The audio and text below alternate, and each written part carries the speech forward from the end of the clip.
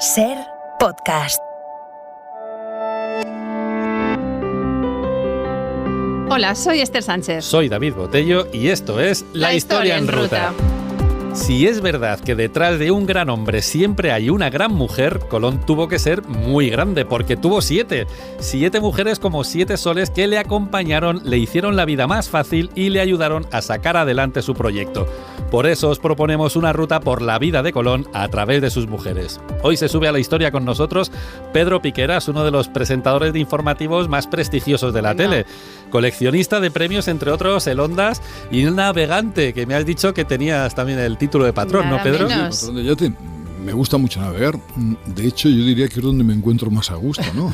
Tirando de cabos, izando velas, etcétera, etcétera. O sea, que eres un experto en el tema que vamos a tratar, entre otras cosas, tanto, porque, bueno, nos encanta tu novela Colón a los ojos de Beatriz, que habla de ese gran amor de Cristóbal Colón, ¿no? Sí, así es. Una gran novela. Yo y una creo gran que mujer. fue el gran amor. El gran amor. Es mi punto de vista, al menos, ¿no? La favorita, la más. Seguro, era la que más le enterneció. Y por eso yo a veces pienso que el proyecto fue cosa de España, porque estaba Beatriz en Córdoba y él quería estar, mandó a sus hermanos, a Bartolomé y a Diego, lo mandó por toda Europa a vender la supuesta llegada a las Indias Occidentales, pero él se quedó aquí, porque él además tenía una gran capacidad de convicción, etcétera, etcétera, pero estaba Beatriz, y eso fue muy importante. Claro que sí. Pues ese es el plan, una ruta por las mujeres de Colón. Si quieres acompañarnos, súbete a la historia. Do nothing till you hear from me. Pay no attention to what's said. Para empezar la ruta nos venimos a Lisboa a conocer a su primera esposa. Si lo que se cuenta de Colón es cierto, nace el mismo año que Isabel la Católica. Un año después nace Leonardo da Vinci. 2 años después se produce la caída de Constantinopla y todo cambia. Sabemos muy poco de estos primeros años de Colón y a falta de información se ha especulado mucho sobre su lugar de nacimiento, sobre el oficio de la familia o los primeros periplos en el mar.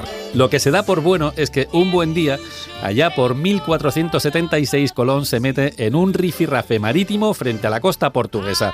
Su barco sale ardiendo y él, sin pensárselo 2 veces, se tira al agua, se pone a nadar y llega a tierra firme. Un campeón, el tío, ahí como qué brazacos. Un gran nadador. Un gran nadador, desde luego. Madre mía.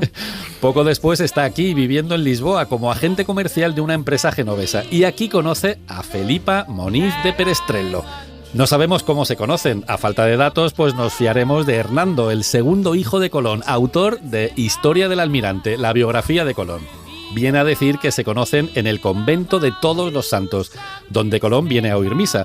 Se ven, se miran, se gustan, se hablan y, como dice Hernando, tomó con él tanta conversación y amistad que vino a ser su mujer. Bueno, pues Colón tiene suerte, sí.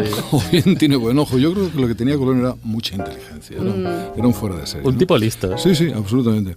El difunto padre de Felipa, Bartolomé de Perestrello, había sido un famoso navegante lombardo al servicio de Portugal.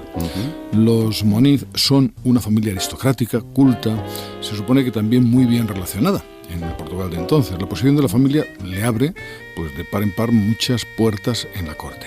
Cuando se casan ellos, Bartolomé, el padre de Felipa, lleva casi 20 años muerto ya. Y eso es la razón por la que se van a vivir la casa familiar de Portosanto, con Isabel, que es la madre de Felipa.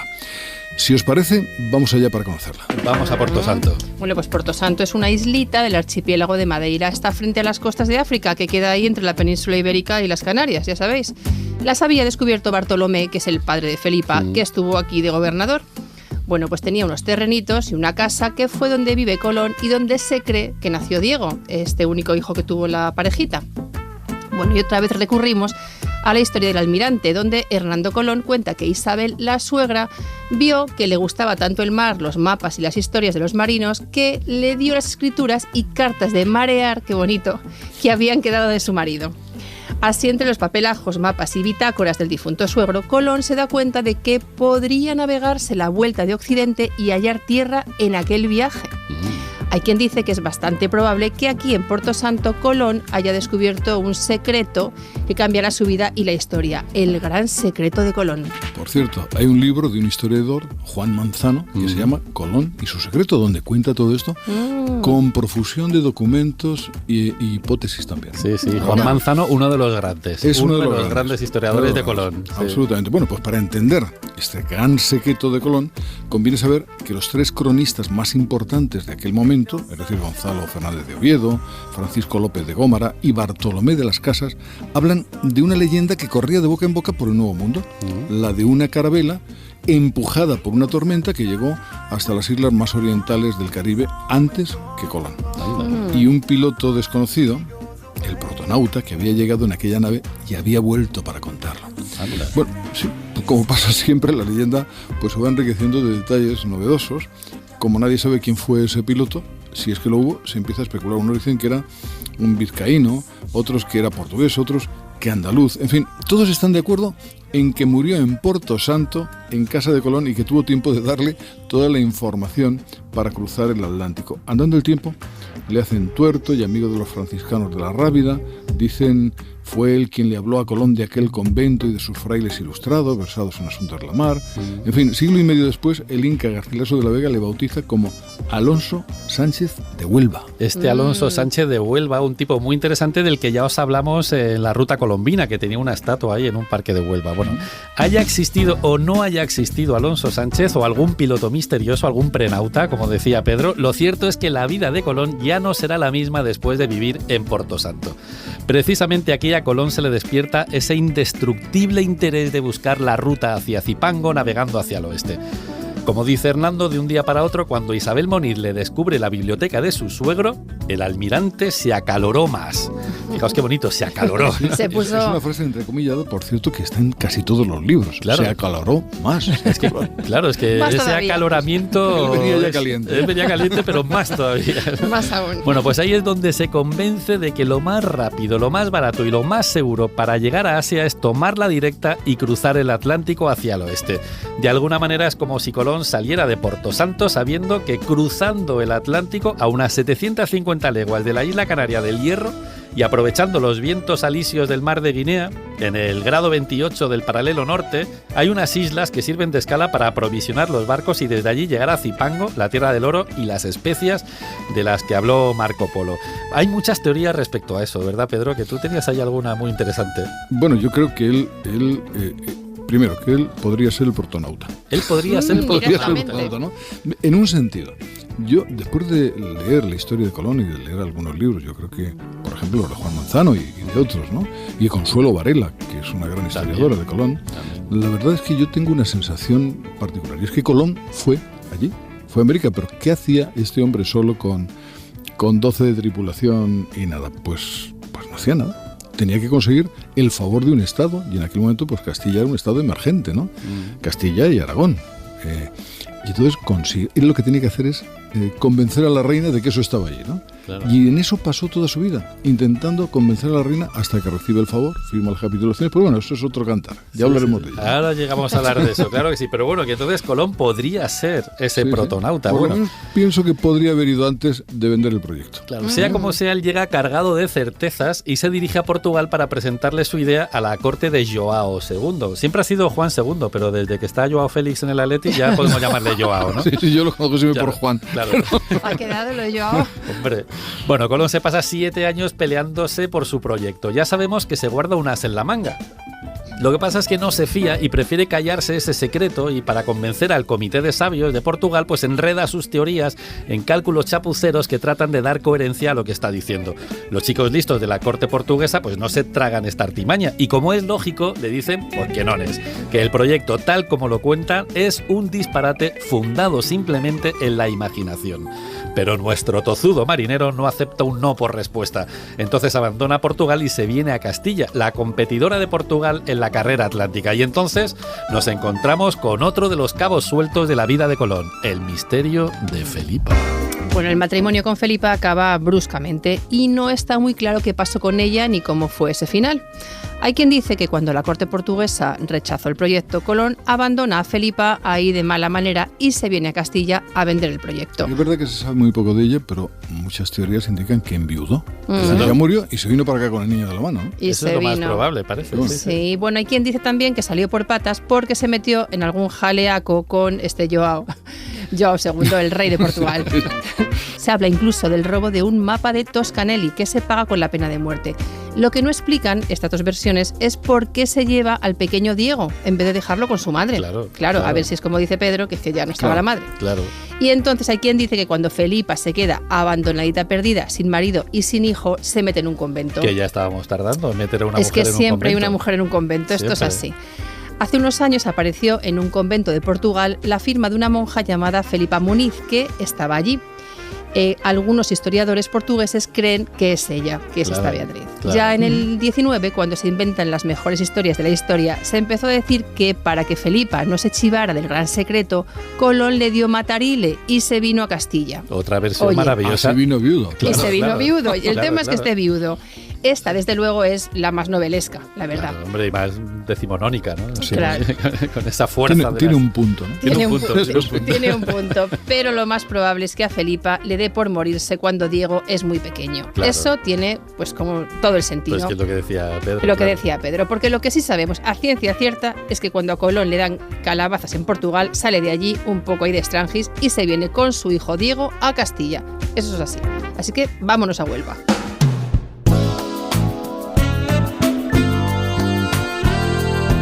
En la historia en ruta nos venimos a Palos de la Frontera, el pueblecito marinero más experto en navegación oceánica del que hablamos mucho en la ruta colombina. Hoy hemos venido a conocer a la tercera mujer que ayudó a Colón, la tercera Moniz, Violante, la hermana de Felipa, la cuñada.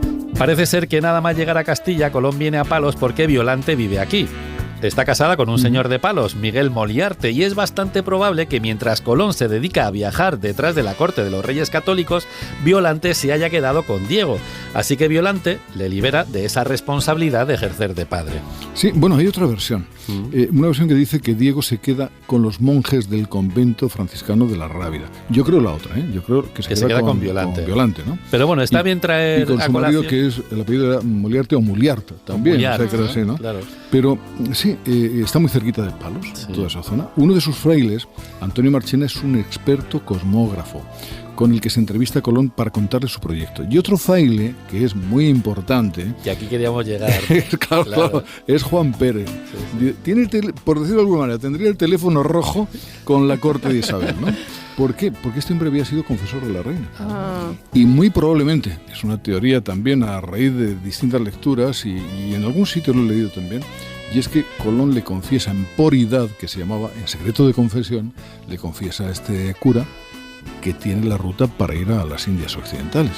Es por eso por lo que el padre Juan Pérez se entrevista con la reina y le dice, oye, hazle caso a este tío que tiene un proyecto muy importante, él es el que le abre las puertas, ¿no? Claro. No le puede decir cuál es el secreto, porque es el secreto de confesión, claro está, pero sí le puede influir a la reina para que haga caso a Cristóbal Colón. Fíjate.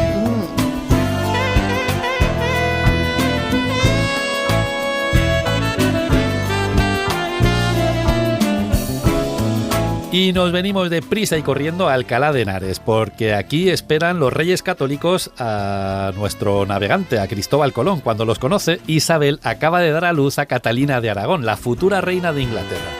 Aprovechando que Isabel está aquí en el Palacio Arzobispal de Alcalá de Henares, recuperándose del parto, a Cisneros se le ocurre invitar a Colón. Y aquí viene a este palacio para tener esa primera reunión con Tanto Monta S.A., a ver si le podían financiar sus vacaciones caribeñas. A cambio les pide el oro y el moro, títulos y rentas, cargos y privilegios y de todo. Colón, mira, no convence del todo a sus católicas altezas, pero por no decirle que no, le pasan el marrón a los sabios de la corte y les piden que lo estudien con cariño, a ver si la empresa es viable. Por el camino, Colón conoce a Beatriz I de Bobadilla. Bueno, Beatriz de Bobadilla, marquesa de Moya, es una mujer que siempre se ha movido pues, en los más altos círculos de poder, Pertenece a una familia de rancio abolengo, una de las familias de mujeres más top de la historia, os tengo que decir. Fuertes, valientes, decididas y con carácter, Bueno, con mucho carácter. Como son las bobadillas. Sí, ella misma es una mujer de armas tomar, siempre dispuesta a ponerse el mundo por montera y a no permitir, que nadie le diga lo que tiene que hacer. Faltaría más. Es la best friend forever de Isabel la Católica. Han crecido juntas, cosen juntas, rezan juntas, pasean juntas, montan a caballos juntas. Son súper amigas. Amiguis. Amigas juntas, con pilloguis. Con pilloguis. Se leen el pensamiento, hasta el punto de que en la corte se dice, en Castilla, después de la reina, la bobadilla. Fíjate cómo eran. Era una buena rima. Una buena rima, sí. Desde luego. Bueno, pues un buen día un moro suicida pretendió atentar contra la reina Isabel. Se metió en una tienda y cuando vio a una dama ricamente ataviada dijo, esta, pensó que era Isabel. Craso error, era Beatriz de Bobadilla. Por suerte no le pasó nada, ¿eh? Pues sí, fíjate, o sea que fue víctima de un atentado contra Isabel. Sí, la vieron así como en pinta ricachona, pero bueno. No. Esto une mucho también. Esto sí. Ahora que Colón ha empezado a dar la tabarra con la ruta de las Indias, Beatriz de Bobadilla es una de las primeras que le dice a Isabel que hay que darle una oportunidad al chico, que hay que escucharle. Hay que escucharle. La reina y ella, como hemos dicho, son tan compilloguis que le hacen caso. Así que sin temor a exagerar, podemos decir que Colón descubrió América gracias a Beatriz de Bobadilla. Bueno, igual sí que es un poco exagerado, ¿eh? Sí, no, igual sí. Pero que si nos mola esta Beatriz de Bobadilla, tenemos otra, Beita, la sobrina de Beatriz, a la que llaman, chachán, la dama sangrienta. Ahora, durante el viaje de Colón, os hablamos de ella. Pero antes tenemos que viajar a Córdoba para conocer a otra Beatriz, el gran amor de Colón. En Salamanca los sabios están de acuerdo en que la empresa de Colón, tal como lo cuenta, es imposible de verdad. Y dicen que es bastante desaconsejable. A pesar de todo, Isabel no descarta del todo la idea. Y mientras sigue ahí, dale que te pego con Granada, le da una pensión a Colón y le pide que se instale en Córdoba. Y aquí nos venimos a Córdoba. Colón, que huele posibilidades, le hace caso. Se instala en un mesón. Como la pensión que le pasan no le llega, valga cualquiera de los dos sentidos, o sea, no le llega para llegar a fin de mes, ni le llega, porque no llega. Porque no le ha llegado, ¿no? Colón se gana la vida malamente con la compraventa de libros, mapas y cositas de navegar, de marear, como decíamos antes, es que muy nos ha bonito. gustado.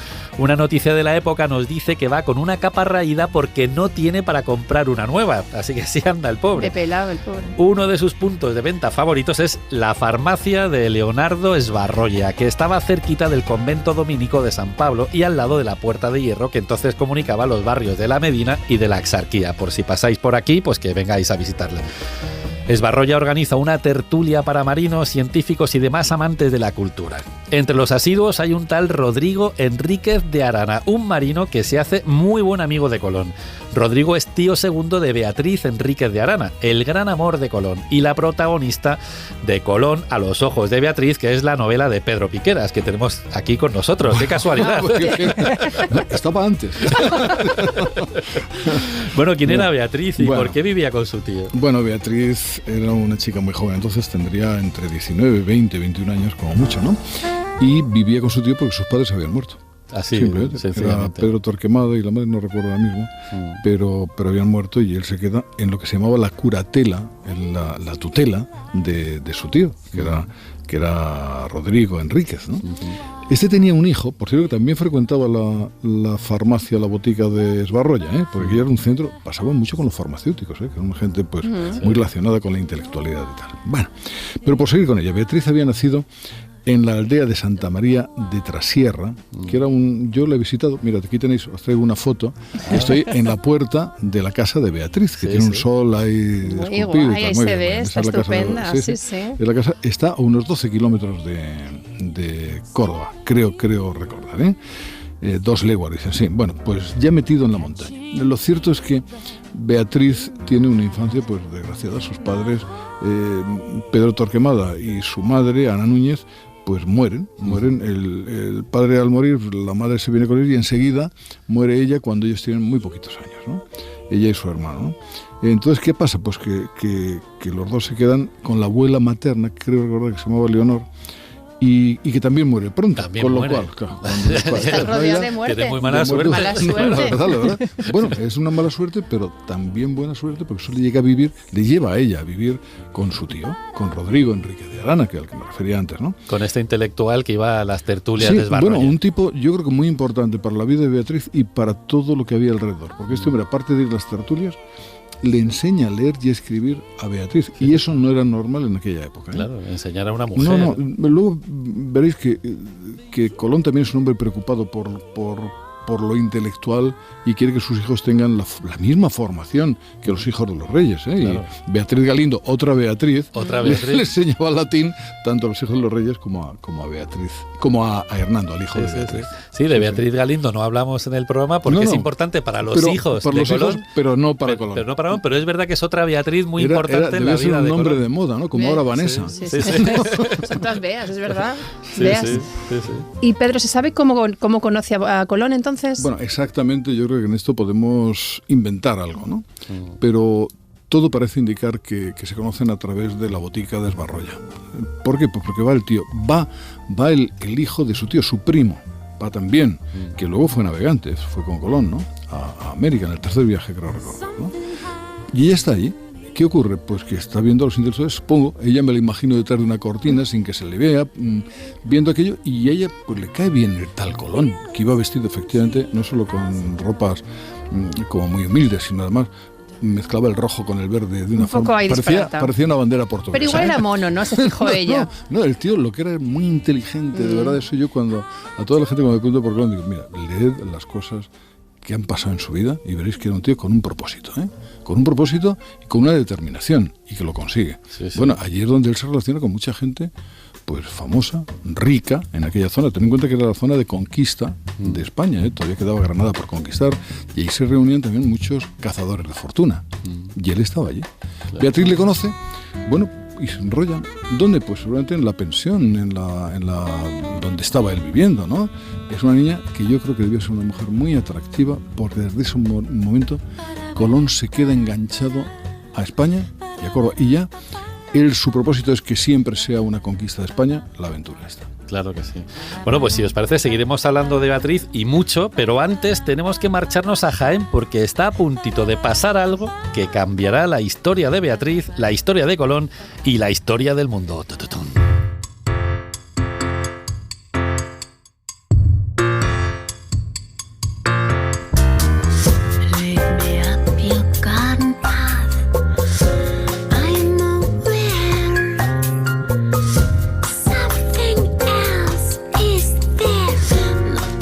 En la historia en ruta acabamos de llegar a Jaén, a la calle Cerón, esquina Campanas, para ver una placa que nos recuerda que aquí estuvo el Palacio Episcopal de Jaén, donde Colón se entrevistó con Isabel la Católica. Después de nacer su hijo Hernando, Colón sigue ahí R que R sin bajarse de la burra, encarándose con los tipos más listos de Castilla, después de haberse peleado con los tipos más listos de Portugal, aunque nadie en mayúsculas lo toma en serio y todo el mundo en mayúsculas le dice que no tiene ni pies ni cabeza lo que quiere hacer. Claro. Y a pesar de todo, va Isabel la Católica y decide, oye, pagarle el viaje. Otro de los grandes misterios de la vida de Colón, no digáis que no. Pues sí, es muy raro, ¿no? Que todo el mundo le diga que no y ella diga pero que sí. Pero yo creo que influye mucho Juan Pérez. Seguro, seguro. Juan Pérez, el cura, sí. Seguro. La versión oficial dice que su determinación y el famoso huevo de Colón despierta en la católica Isabel un deseo piadoso de llevar el Evangelio a allende los mares, donde aún no conocen a Cristo. Las malas lenguas insinúan que el deseo que despierta Colón en la reina es mucho más terrenal. Nuestro aventurero es un tipo guapo, carismático y con mucho pico. Todo un conquistador, vamos. Sí. Colón se lleva mucho mejor con Isabel que con Fernando, y un cronista dice que a Isabel se le cae la baba cuando habla Colón. Pero lo dice así, ¿no? Literal. Tal cual, que se le cae la baba. Cayósele la baba. La baba, sí, sí. Que el almirante hace reír a la reina, que la tiene encandiladita perdida, vamos. Ay, madre. Sí, sí, además del cronista, hace unos años apareció una carta que podría demostrar que entre Isabel y Colón hubo más que palabras. Vamos a la carta porque no tiene desperdicio. Estel Irisarri, profesora de literatura hispánica de la Universidad de Georgetown, nada menos, publicó una carta de Colón a Isabel la Católica que huele a corazones. La escribió en 1501, mucho después de volver de su primer viaje, y entre otras cosas dice: las llaves de mi voluntad yo se las di en Barcelona. ¿Suena Las o no llaves suena? de mi voluntad suena... Suena Carpe Diem eso, ¿no? Sí, vamos a dejar que sí, una posibilidad. Una posibilidad. Bueno, para no levantar sospechas, Colón se la manda solo a Isabel, a diferencia de todas las demás que ha enviado a Tanto Monta S.A. Y la manda a través del ama de llaves de Isabel. Y encima está escrita en clave. Por ejemplo, dice... Estel Irizarry dice que lo más probable es que este encuentro donde le dio las llaves de su voluntad no fuese en Barcelona, como dice, sino aquí, en el Palacio Episcopal de Jaén. Y vamos a profundizar un poco más en esto, porque mira, Isabel quiere saber más cositas del proyecto. Y aprovechando que Fernando ha salido a sitiar Baza, cita a Colón y se ven a solas, cara a cara. Colón sabe que ha llegado la hora de la verdad y se enfrenta a un dilema. Si descubre sus cartas y le cuenta a Isabel lo que sabe, podría robarle el proyecto, pero si no se lo cuenta, se queda sin financiación. Así que Isabel, por su parte, está despechada por los cuernos que le pone su católico marido, que son varios. Y se dice, se cuenta, se rumorea que se deja engatusar por Colón y, atención, que se lo lleva al catre real. Bueno. Esto es lo que se dice, se cuenta, se rumorea. No podemos poner la mano en el fuego, pero en este escenario sí que podemos fabular con esa idea de que Colón comparta con la reina en la intimidad su gran secreto. No podemos poner la mano en el fuego, insisto, pero lo que sí que sabemos es que después de esta entrevista Colón se va de Jaén con esperanzas ciertas, entre comillas, de que se marcha al Caribe. Y en cuanto acaba la guerra de Granada, Isabel decide rascarse el bolsillo a pesar de que todo el mundo le dice que no lo haga y pagar el viaje de Colón. Estamos a punto de zarpar con él a bordo de las 3 naves más famosas de la historia, la Pinta, la Niña y la Santa María. Pero antes volvemos a Córdoba a ver qué pasa con Beatriz Enrique de Arana en este momento, Pedro. Bueno, claro. Muy importante lo que pasa con ella, la verdad. Claro. Mira, cuando Colón se va de viaje, Diego y Hernando, sus 2 hijos, se quedan con ella, con Beatriz Enrique de Arana, en Córdoba. Las cartas de Colón confirman que Beatriz cría a Diego como si fuera hijo suyo, el hijo de Felipa Moniz de Perestrelo, ¿no?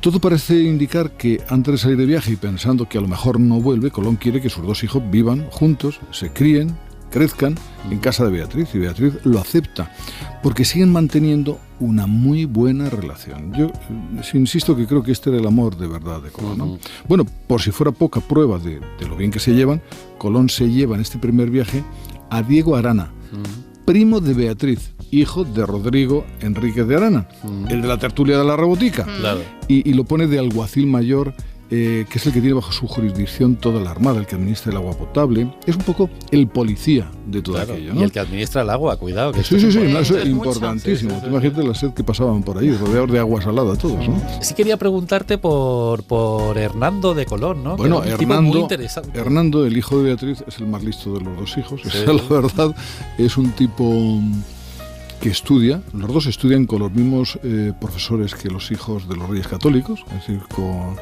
con Beatriz Galindo, ya lo decía antes, pero también con Pietro Mártir de Anglería, es decir, todos los grandes intelectuales profesores de aquella época, ¿no? Y recibe una formación extraordinaria.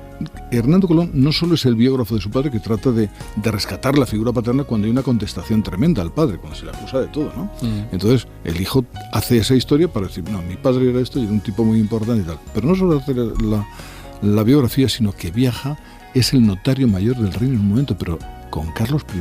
Fíjate. Sí, cuando Carlos I, en la Dieta de Worms, habla de permitirle a Lutero salir de allí, y cuando firma la sentencia contra los comuneros de Castilla, sentencia que yo te me la sabía de memoria, no de mi poder, al que nadie menoscaba, más absoluto y real, no sé qué tal, condeno a no sé cuántos comuneros de Mastalla a morir, si no sé qué. Bueno, pues el que da fe en la Dieta de Worms de todo lo que está haciendo Carlos I es Hernando Colón. Hernando Colón. Bueno, es un tipo, mira, era un tipo fantástico que reunió miles y miles de volúmenes de aquella época. La biblioteca de la Catedral de Sevilla son todos los libros que él fue recopilando a lo largo del tiempo. Bueno, fue un gran intelectual, un hombre muy destacado en la corte, gracias a que tuvo además la educación que tuvieron los hijos de los reyes. Claro que sí. Bueno, pues ahora ya sí, podemos zarpar.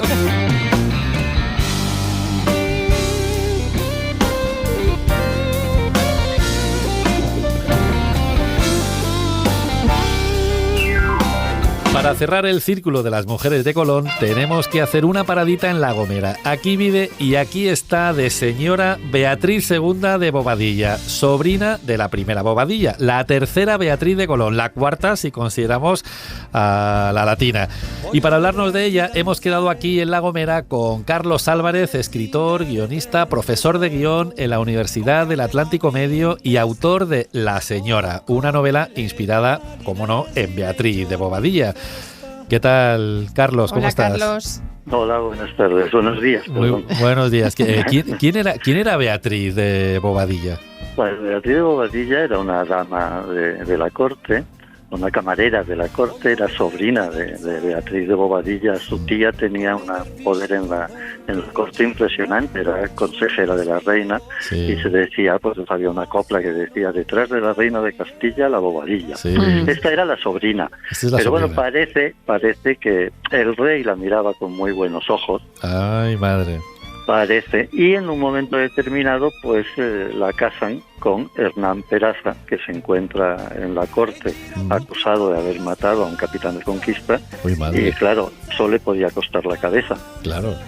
Pero claro, si le condenaban a muerte, los reyes se enemistaban con los padres de Hernán Peraza, que eran los señores de las islas que estaban sin conquistar. Claro. Y entonces, para conquistar las islas de Gran Canaria, Tenerife y La Palma, necesitaba su ayuda. Claro. Entonces, ¿qué hace? Pues Entonces- se mata a dos pájaros de un tiro, claro. Efectivamente, por un lado, es una jugada política muy interesante, no enfrentarse con los señores de las islas para conseguir su ayuda, y por otro lado se quita del medio a una presunta amante de su marido, del rey. Claro. Y Carlos, ¿cómo fue la vida de esta mujer en La Gomera? Pues yo me imagino que tuvo que ser un choque impresionante, ¿no? Porque venir de la corte, de una corte además, pues eso, renacentista, una corte con unas mujeres, la latina, como la propia Isabel, como su tía, que es consejera de Estado, ¿no? Una corte llena de, supongo que de músicas también de literatura, y llega a La Gomera, que es el fin del mundo prácticamente, ¿no? En ese momento literalmente es el fin del mundo. Claro, Tuvo que ser un choque brutal, ¿no? claro. ¿Y qué problema tiene ahí con los gomeros? Bueno, ella en principio ninguno. Su marido había tenido ya muchos problemas con los gomeros. La isla estaba dividida en 4 cantones y él solo tenía pactos con uno de ellos. Los otros 3 cantones se sublevaban muy a menudo. Había habido ya una carnicería terrible hecha por el propio Hernán Peraza contra los gomeros. En un momento determinado se conjuran para matarlo. Anda. Cuando ya está casado con Beatriz de Bobadilla, le hacen una encerrona en la cueva en la que solía verse con su amante Ibaya, una mujer gomera también de la nobleza isleña, y le asesinan, le matan. Claro. Pero eso, visto desde los ojos de los europeos de aquella época, es un magnicidio, ¿no? Claro. Entonces, bueno, pide ayuda. Beatriz de Bobadilla se encierra en el castillo, en la torre del conde, resiste la sublevación de los gomeros, pide ayuda a Pedro de Vera, que ya ha terminado la conquista de Gran Canaria, y Pedro de Vera llega y hace una auténtica escabechina. Claro, Pedro de Vera es el de los perros, ¿no? El mismo. Claro. Sí. Madre mía. Pero son... bueno, lo que cuentan las crónicas es escalofriante, ¿no? Parece literatura gore, Sí. que los empalaban, que les cortaban los brazos y las piernas y los arrojaban vivos al mar, que los tiraban, bueno, y a los de, ya no recuerdo si era de 12 años para abajo, Claro. para arriba, perdón, de 12 años 12 años. para abajo, los vendió como esclavos. Muy bien, pues una forma muy Madre. rápida de solucionar Qué los barbaridad. problemas. Y bueno, la crónica llega a decir algo así como, y siempre justificando, pensamos que el cronista de alguna manera que aquí hasta justifica, aunque dice que cómo pudo hacer esa atrocidad un hombre tan cristiano Claro. Claro. como Pedro de Vera, pero dice, dejó la isla más que pacificada, casi desierta. Claro. Bueno, entonces ya ahí Beatriz de Bobadilla dejó de tener problemas, ya no hubo más sublevaciones y bueno, pues continuó viviendo allí viuda con sus hijos. Claro, y tuvo otro problema, que no sé si llamarlo así, que se llamó Cristóbal Colón, ¿no? Que es de quien queremos hablar. Sí, parece que Cristóbal Colón se aficionó a ella, parece que se pudieron conocer. Se aficionó bien. A ella es una manera muy curiosa. Muy bonito. Muy bonito decirlo. Lo dice una de las crónicas con esos términos, me parece recordar. Sí. Ah, qué bonito. Y bueno, pues eso, se debieron conocer o bien en Medina o bien en la toma, en el cerco a Granada, en la Santa Fe, en uno de los dos sitios, o tal vez en los dos sitios. Y bueno, los dos mayores historiadores de las islas, Alejandro Cioranescu y Romeo de Armas, llegaron a enemistarse por discutir si había sido o no amante del rey y amante de Colón. Claro. Es que los dos grandes historiadores discutieron, por eso yo no me atrevo. ¿No? El corazoneo de la época ya a tope. Bueno, claro, y un hombre que se va a enfrentar, va a entrar al mare tenebrosum, que es en aquel momento algo desconocido. No tenía que ser un tipo atractivo, interesante, ¿no? Claro, y que bueno, que hace escala en La Gomera, ¿no? Que también es una escala peculiar. Hace escala varias veces. Bueno, no, sí, teóricamente les pillábamos, era un buen sitio para ya surtirse de víveres, surtirse incluso de vegetales, de plantas que iban para allá, ¿no? En los viajes. Lo curioso es que si en los dos primeros se para, bueno, en el segundo le hacen una fiesta increíble, pero curiosamente cuando ella se casa con el adelantado Alonso de Lugo, cuando vuelve Colón ya prácticamente no se queda ni un día. Y en el cuarto viaje ni siquiera para allá en la isla. O sea que alguna relación había. Ya no tenía ese ya no tenía ese estímulo, digamos. Encima de Colón ya ha caído en desgracia y a ella pues tampoco le interesa recibirle, ¿no? Bueno, y ella ya era señora, era la señora del adelantado, conquistador de Tenerife y La Palma. Y varias veces cuando él enfermaba, ella le sustituía como gobernadora y bueno, ahí sí que levantó ampollas en todos los círculos de poder de la isla, ¿no? En aquella época. Bueno, es que hemos hablado de las Bobadilla, que era una familia, vamos, de mujeres con mucho carácter. Sí. Bueno, su suegra también, doña Inés Peraza, también era una mujer de armas tomar.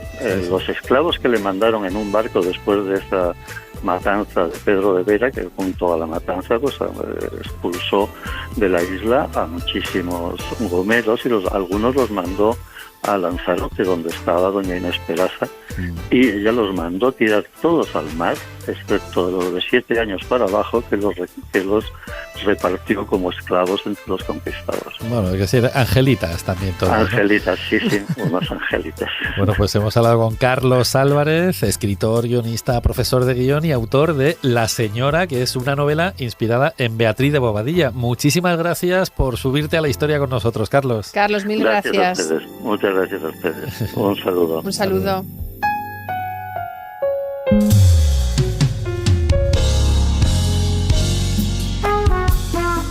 El resto de la historia la conocemos. Colón desembarca en un lugar al que los indígenas llaman Huananí. Planta la cruz, la rebautiza como San Salvador y toma posesión en nombre de la reina Isabel. Y de Castilla, hay que decirlo. Y de Castilla. Claro.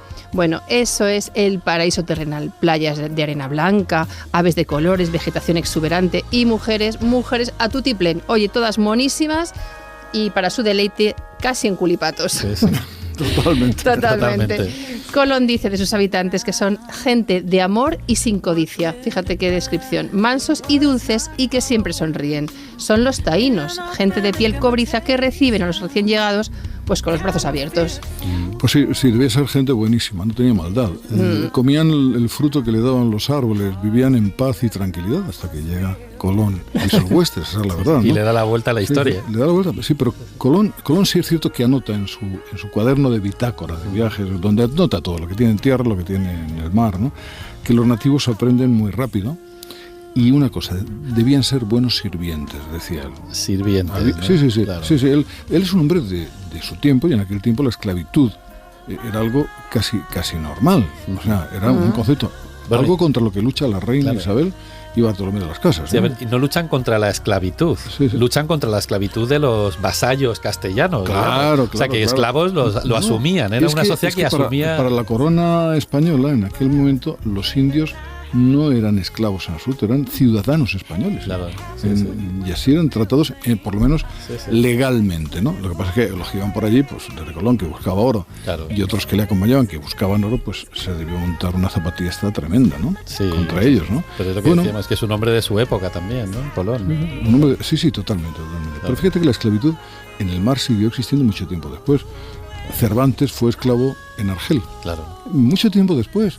O sea que en aquel momento la historia era así. No podemos mirar la historia del siglo XV con ojos del siglo XX. Claro. Eso es absurdo, ¿no? Y bueno, y hay que decir que tampoco se sabe mucho que hasta mitad del siglo XIX en España hubo esclavos. Bueno, hubo esclavos. O sea, esto está no solo documentado. esclavos, Claro. había incluso anuncios que en Sí. periódicos, que se Sí, vende sí. una esclava Sí, sí. joven y tal, por no poder mantenerla, se ven arruinados los señores, cosas de este tipo. Se vendían esclavas aquí en Madrid. Sí, O sí. sea, vamos, esto es, Por eso, que tengamos en cuenta un poco estos Sí. elementos para entender la sociedad en la que crece y en la que se desarrolla toda la historia de Colón. Él decía también, por ejemplo, que con 50 hombres él podría someter a todos aquellos indios taínos de lo buenos, bondadosos que eran, ¿cierto? Claro. ¿No? En fin, bueno, lo dejo aquí. Sí, bueno, que él tenía claro que Sí. era un hombre de su tiempo. Sí, ¿no? era un botín Sí. de guerra, Sí, seguramente. Pero los reyes le paran hacen los pies. saber que no debía ser. De para los pies, sí. Bueno, entre los indios hay que decir que Colón descubre que hay hombres y mujeres harto blancos que si vestidos anduviesen y se guardasen del sol y del aire serían cuasi tan blancos como en España. Ojo, cuidado lo que está diciendo. Sí, sí, sí. Claro, esto, bueno, Bartolomé de las Casas cuenta que los indios de Cuba decían que no muchos años antes que los castellanos habían llegado a esta isla otros hombres blancos y barbados. Y aquí nos topamos una vez más, con el tal Alonso Sánchez de Huelva. Bueno, te voy a Que decir una vuelve a cosa. ser la explicación Es verosímil. muy posible que hubieran llegado, por ejemplo, portugueses, que eran Claro. los que dominaban los viajes hacia esa zona, ¿no? Claro. Y que no hubieran podido volver. Y que Claro. estuvieran ahí. Hay una novela que me parece preciosa de un tal Fajardo, no recuerdo el nombre ahora mismo, que era Carta del Otro Mundo, donde llegan los conquistadores y se encuentran que hay un poblado donde el rey era un blanco, Claro. portugués. Un portugués. Un portugués. Fíjate, sí, sí. claro. Parece es que, lógico, a ver, la verdad es que parece lógico, ¿no? Ir era fácil, lo difícil era volver, Exactamente. que es lo que hizo Colón. ¿En qué condiciones quedaban aquellos barcos, por ejemplo? Claro.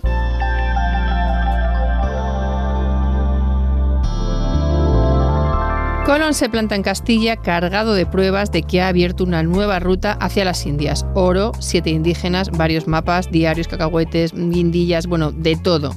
Se cita con los reyes católicos en Barcelona para informar del viaje y antes de subir a Barcelona, Colón recoge a sus hijos para llevárselos. Y consigue que se queden en la corte como pajes del príncipe Juan. Nunca volverán a ver a Colón. Nunca volverá ella, ¿no? Beatriz ya nunca volverá. Nunca volverá nunca a más, verle. Nunca más, nunca más. Entonces, ¿qué pasa, Pedro? ¿Qué pasa con Beatriz Enríquez? Pues eso, que nunca volvieron a verse, que es probable que ella no vuelva a ver tampoco a sus hijos, ni siquiera al suyo propio, Hernando. Seguro que no, que pasó así, ¿no? Y bueno, pues ella lleva una vida que no se sabe. Ha habido muchas teorías, incluso que ganaba dinero con la prostitución, solo he leído alguna vez. Yo creo que no. Yo creo Ella, que, Beatriz. sí, Ay, sí, sí. madre. Yo creo que nada en absoluto.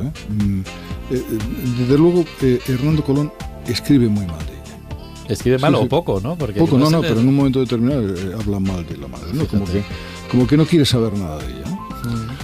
No se sabe. Yo como tengo tal concepto de Beatriz, que creo que era una mujer estupenda, la verdad, en todos los sentidos, y estos son suposiciones de algún historiador por ahí perdido, pues no quisiera que quedara esto como Claro. mancha de esta persona. Todo lo contrario, ¿no? Claro, Ahora, también dicen que es que Colón, que llega a ser virrey de las Indias, almirante hombre, de la mar sí, Océana. hombre, es probable que Colón en ese momento, cuando es un hombre muy importante, le estorbara una labriega venida un poco a más de Córdoba como compañera sentimental. Pues es probable, eso también se ha dicho mucho, que la desprecia en aquel momento porque ella es virrey. De hecho, sus hijos pasan, como habéis dicho antes, pasan a la corte. Claro. Son educados por los mejores profesores. ¿Por qué? Porque él es virrey. Claro. Virrey es el segundo de los reyes. Son cosas que él consigue en las capitulaciones de Santa Fe, Sí, sí. que se firman un poco después de la conquista de Granada, donde obtiene, por cierto, un detalle, obtiene el 10% de todo lo descubierto o por descubrir. Quiero decir, Qué lo buen descubierto. contrato, qué Lo buen contrato descubierto. Sí, sí, hizo. o por descubrir. Quiero Sí, decir, sí. no cabe la posibilidad, sí, cabe la posibilidad de que él vaya allí, que lo descubierto y lo descubrir a partir de eso. No cabe la posibilidad de que él ya estuviera allí y quisiera garantizarse todo eso porque sabía que Sabe. había algo importante. Él sabía cómo llegar y sabía Pero cómo listo. volver, que era lo complicado. Pero Pero bueno, listo. entonces Colón se olvidó o no se olvidó. Esta historia de amor. Pues ¿Y la de olvidó? Beatriz. Pues te voy a decir una cosa, yo creo que no se ha olvidado de ella. Hay una carta, por ejemplo, que le escribe a su hijo Diego, en la que dice: a Beatriz hayas encomendado por amor de mí. Lo voy a leer textualmente porque esto lo traía que me encanta contarlo. Dice: a mí, atento como tenías a tu madre, haya ella de ti 10.000 maravedíes cada año, allende de los otros que tiene en las carnicerías de Córdoba. Es curioso, pero él hace a Beatriz heredera de todo lo que resulte de las carnicerías de Córdoba que le correspondían a él, para que ella pueda vivir honestamente. O sea, a él le preocupaba que esta mujer viviera bien. No la quería a su lado en aquel momento porque tenía otros proyectos, lo que fuera más. Era un hombre que quería seguir descubriendo. Hace 4 viajes a América. O sea, sus hijos ya no estaban con ella, estaban con los reyes. Le estorbaba. Claro, ya. Desgraciadamente le estorbaba. Pero en el testamento sí que lo recoge, ¿no? Pero Dice, no lo olvidó, claro. Claro, no dice, lo olvidan. Es que me gusta mucho el final del testamento, como cierra diciendo: por mi descargo de la conciencia, porque esto pesa mucho para mi ánima. La razón de ello no es lícito describir aquí. ¿Se conoce esa razón que pesaba en el ánima de Colón? El abandono, yo creo que es el abandono. El abandono. El abandono de ella. El haberla abandonado. Yo creo que él tenía una cierta responsabilidad hacia Beatriz. Ha criado a los 2 hijos. Al hijo que no es de ella, a Diego, lo ha criado, lo ha educado como buenamente podía en Córdoba.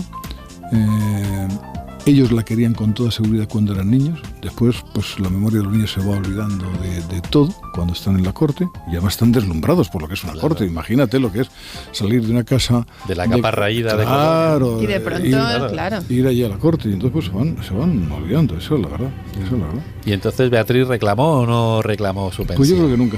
Dicen que Esta no. mujer no reclamó nunca nada. Se conformó y desapareció de la historia. Por eso escribió el libro, fíjate. Por eso escribiste el libro, Qué para bonito. reivindicar. Escribí el libro de Beatriz Colón, Los ojos de Beatriz, que es como se llama, porque realmente yo trataba de hacer una biografía de Colón haciéndola a ella la narradora, pero al final fue enamorándome del personaje de Beatriz, ¿no? Y lo que yo suponía que podía ser Beatriz. Mira, me llamó la atención que en un libro, una guía que compré en Córdoba que decía: dicen que Colón tuvo amores con una cordobesa. Y yo decía: amores con una cordobesa, Dios mío. Era la mujer más importante. Yo en aquel momento digo, no puedo dejar pasar esta oportunidad de contar que esta mujer fue muy importante para Colón y para el descubrimiento. Y no solo Pero era sí. una cordobesa, tenía nombre Una y cordobesa. apellidos. Claro Sí. que sí.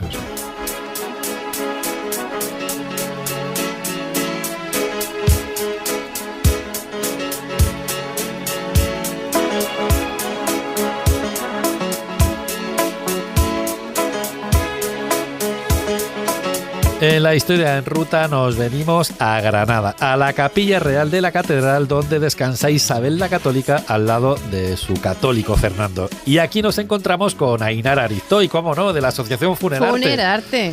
¿Qué tal, Ainara? ¿Cómo estás? Hola, Ainara. Vaya lugar ¿Cómo estáis? mágico que has elegido Qué especial para esta ruta. esto, ¿no? Pero mágico y para liar la parda. Para liar la parda. Bueno, Sí. tú tienes una relación muy especial con este sitio, ¿no? Pues por eso digo, porque es que la lié parda la primera vez que fui. Ah, Además, tú la liaste. ¿Pero qué dices? ¿Qué pasó? ¿Pero qué hiciste? A ver, Cuéntanos, ¿qué Ainara. pasó? Imaginaos esa cripta, ese lugar estrechito que va uno por uno en fila india, mirando a través de las rejitas lo que son los féretros de los reyes católicos. Pues yo llegué y me dio ahí como un escandalazo. Me quedé quieta en la puerta, me entró como, me embriagó la emoción. Lo Se mejor me saltaron es que las será lágrimas. verdad. Será verdad. Pero verdad, de verdad, de verdad. De Y verdad, además de la buena. dije en voz alta: siglos de historia nos contemplan. Y yo no me movía y todo el mundo en la fila, pero vamos a ver esta. Y yo La allí, señora, por enganchada. favor, que se desplace. No, no. Continúe. No podía, era como emocionante. Bueno, ver los restos no, porque claro, ves solo los féretros y de restos ya después de tanto. Pero es que yo me creo mucho la historia, chicos, y estaba emocionadísima ahí, Claro que de verdad. sí, claro que Bueno, sí. bueno. Increíble. Increíble. Bueno, Ainara y sus circunstancias. Ainara, que se nos va el tiempo del programa. ¿Cómo acabó esa relación entre Colón y la reina Isabel, que es de lo que teníamos que hablar? Spoiler, acabó Spoiler. malamente. Malamente, Tra, ¿no? tra. ¿Y qué pasó Y además- con ellos? ¿Qué pasó? A ver. Bueno, en el primer viaje aquello parecía que funcionaba, Bueno. Pero en el segundo viaje ya a Colón, yo creo que se le sube un poco la tontería. Bueno, sí, ya desde el primero, pero bueno, ya el segundo la lía del todo. Ya el segundo, ¿no? Es un poco el sumum, ¿no? Sí. Él, bueno, pues se descubre, a ver, yo creo que como todo ser humano tiene un punto de ambición demasiado ambicioso en este caso. Además tiene carácter, es un tío soberbio, ¿eh? Un tío soberbio. Es un tío además, bueno, pues que va desconfiando y por lo que parece sin escrúpulos. Anda, fíjate, o sea, podríamos decir que es el primer dictador caribeño de la historia, ¿no? Sí, pero además con todas las letras, ¿eh? Sí, luego dicen esto de, ¿quieres saber cómo es Pamblillo? Pues dale un carguillo.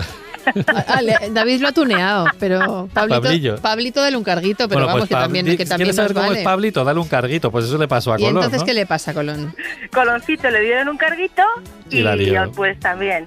Aquí se lió bien parda, porque sabéis que la reina Isabel quería que se tratara a los indios con cariño, incluso Claro.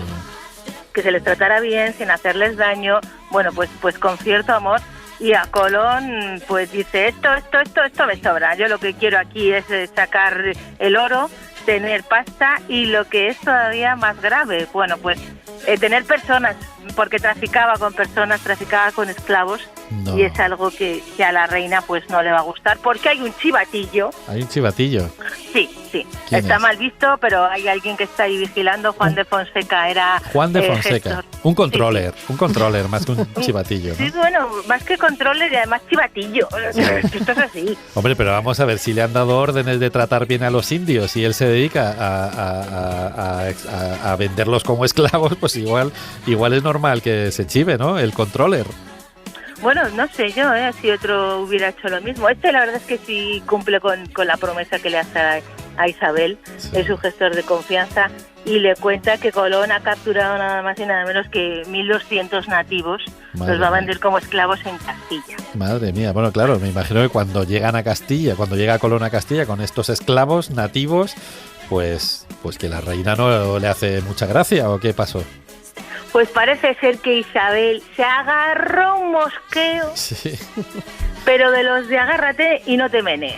A ver, es lógico, si ella dijo expresamente con cariño, iba y los trata como esclavos y trafica con ellos, pues desde luego no les sentó nada bien a la católica, que además coge las capitulaciones de Santa Fe, que es ese acuerdo previo que habían hecho, esa repartición previa, un poco el cuento de la lechera, ¿no? Sí. Que se habían montado entre ellos, esto para ti, esto para mí, te doy un carrito. Antes de, claro. Sí, antes de. A mí esto me maravilla. Antes de casar. ¿Y qué pasa con las capitulaciones que nos tenemos que ir?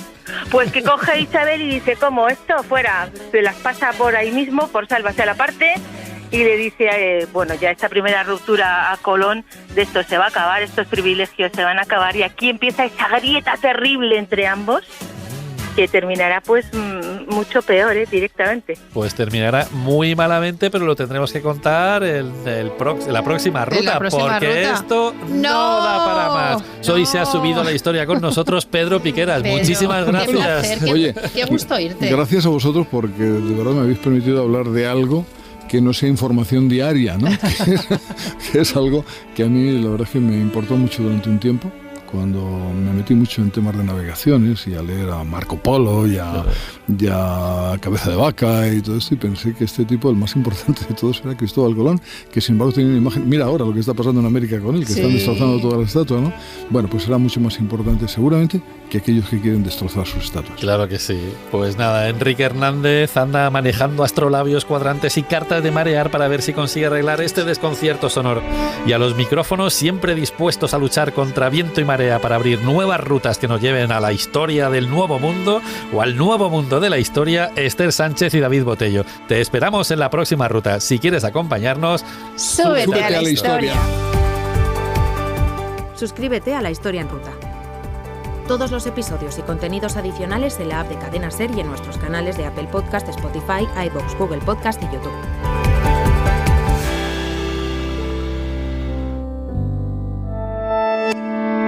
Cadena Ser. La radio.